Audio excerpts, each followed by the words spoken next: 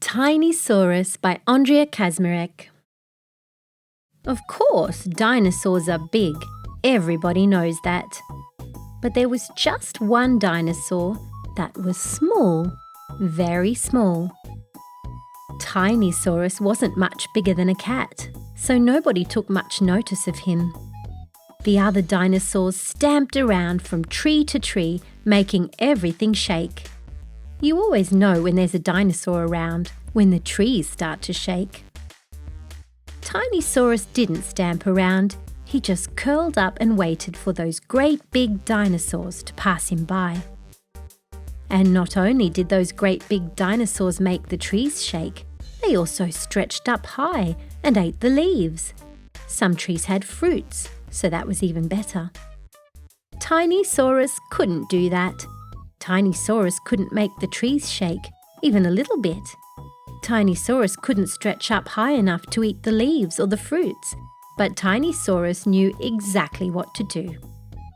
The big dinosaurs never saw that Tinysaurus followed so close behind them. Tinysaurus just waited. He waited until the trees stopped shaking and the big dinosaurs stomped off to shake new trees. But as tall dinosaurs never ever looked down, they didn't see that so much fruit and so many leaves had fallen to the ground. What a feast came tumbling down from those shaking trees. Tinysaurus just sat and waited for the fruits to fall down right in front of him. He had to be careful they didn't fall on his head. Dinosaurs are very messy eaters. They really don't bother about what misses their great big mouths. They also make a lot of slurpy noises. It's hard to miss a dinosaur having lunch. But the biggest danger to Tinysaurus is getting stepped on. Dinosaurs never look where they are going. They head for the next fruit tree and just stomp off. Any small animals on the ground are in great danger. Nobody wants to be stomped on by a dinosaur, so Tinysaurus had to be very careful. Tinysaurus stayed behind the dinosaurs. He listened carefully, and when he heard them slurping and felt the trees shaking, he took cover. He tried to find somewhere safe to hide, usually under big shiny leaves. Then Tinysaurus waited and listened. It's best to wait until the dinosaur has finished lunch.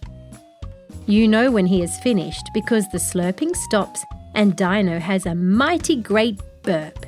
That mighty burp means that Dino is full up and ready for a little sleep. And whenever that happens, Tinysaurus waits a bit longer for the dinosaur to take a few big steps away to lie down and snooze. Then it's Tinysaurus's turn to eat the fallen fruit.